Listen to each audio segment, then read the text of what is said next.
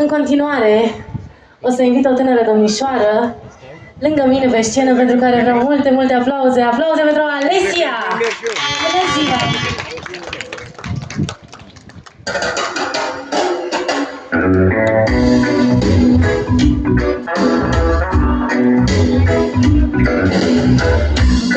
De prezentare, încep sezonul estival și plec cu primul tren la mare, același fan ritual.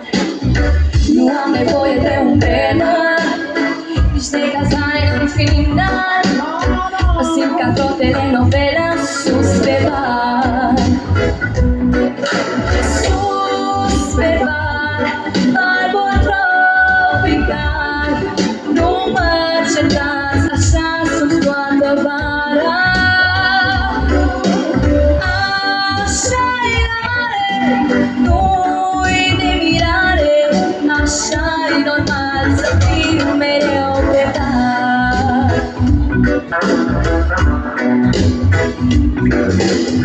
Din zor de zi și până seara, plaja e un magnet real. Nu doarme nimeni toată vara, nu dorm nici eu că nu-i normal. Mă bucur zi de soare, în felul meu mai special.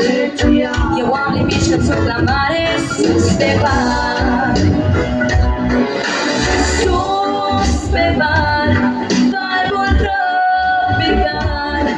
Nu mă certați, așa sunt toată vara.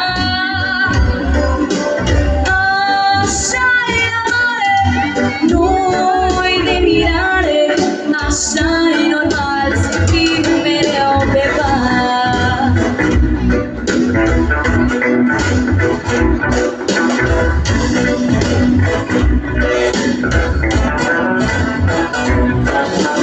Sus pe bar, barbul tropical.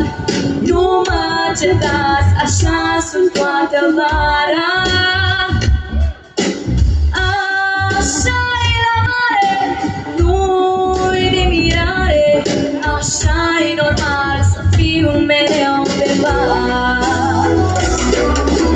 Sus pe bar, surfing până la bar. Am gașca mea care nu se dezminte. Ziua se plășă, seara dansează, chiar de-i banal, eu zic că e anormal.